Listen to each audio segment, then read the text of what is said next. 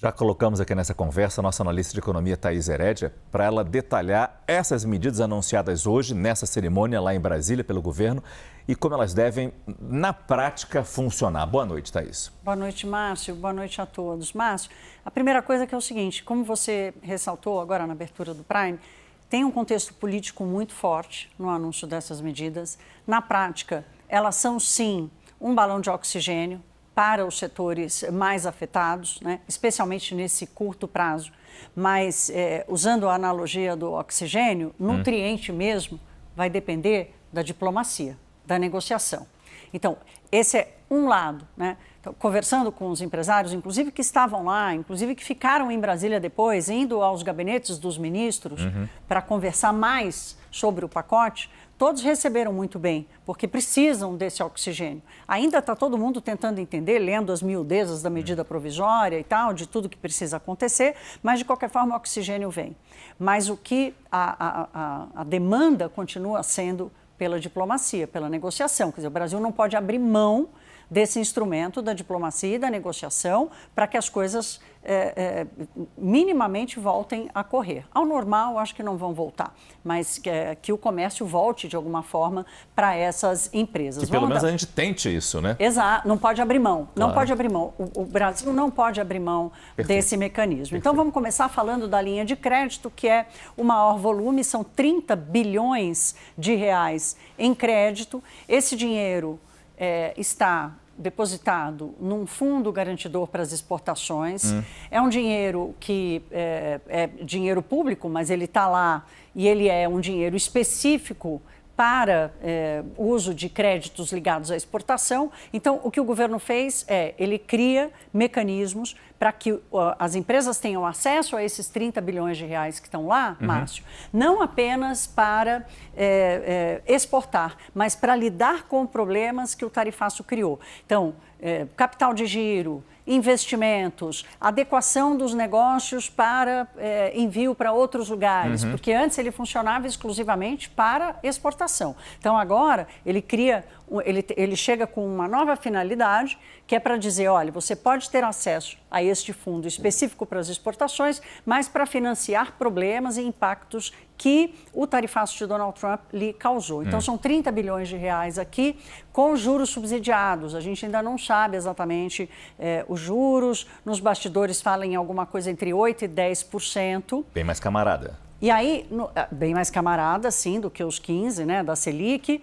E aí, nos juros subsidiados, aí sim, em algum momento vai ter aporte do Tesouro Nacional. Mas os 30 bilhões aqui não saem do Tesouro Nacional agora. A questão do seguro, ampliando o acesso e a oferta e a garantia via os fundos também constitucionais. Aqui sim o governo vai fazer um aporte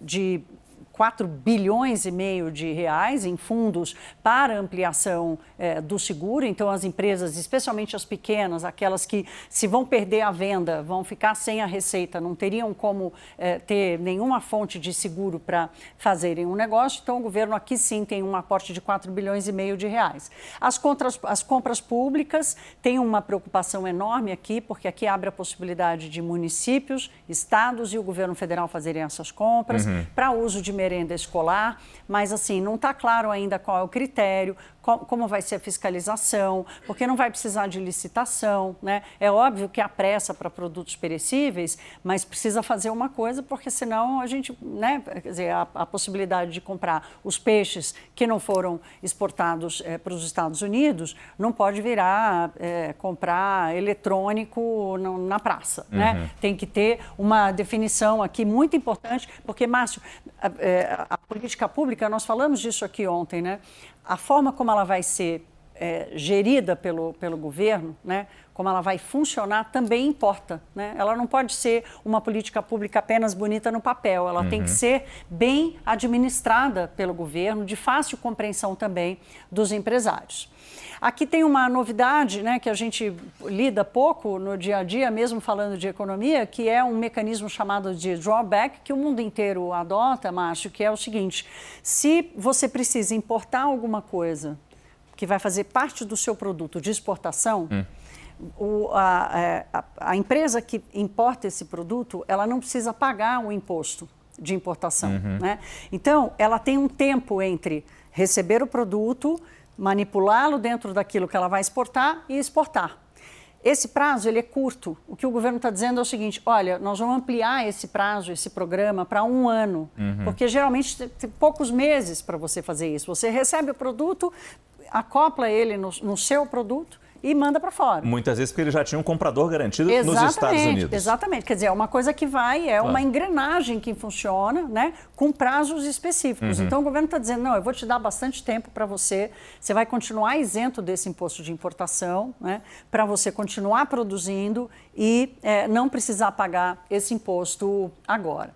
O Reintegra é um programa já antigo, que é de devolução de impostos que estão embutidos nos produtos que estão sendo exportados, né? Porque o ideal é que os países não exportem impostos, e impostos federais. Então, aqui só do Reintegra, o governo vai possibilitar uma devolução maior, especialmente para as pequenas empresas. E os impostos federais, carência de 2 meses para o pagamento dos impostos, Márcio. Então, conseguiu atender ali a várias pontas. Uma última coisa que eu quero falar rapidamente, que eu sei que eu já estourei o tempo, mas o governo queria criar um mecanismo, Márcio, para garantir que o crédito que vai ser concedido com subsídio tenha garantia de emprego do outro lado. Mas é praticamente impossível fazer com que isso realmente aconteça. Tem vários pontos que ainda precisam ser melhor explicados. Como garantir que esse emprego vai ser realmente mantido por aquela empresa, que não vai ter demissão? Como garantir também a entrada desse programa e a saída, para que não seja algo definitivo ou que dure muito tempo e não apenas esse período de emergência? Bom, a gente não sabe até quando vai durar isso também.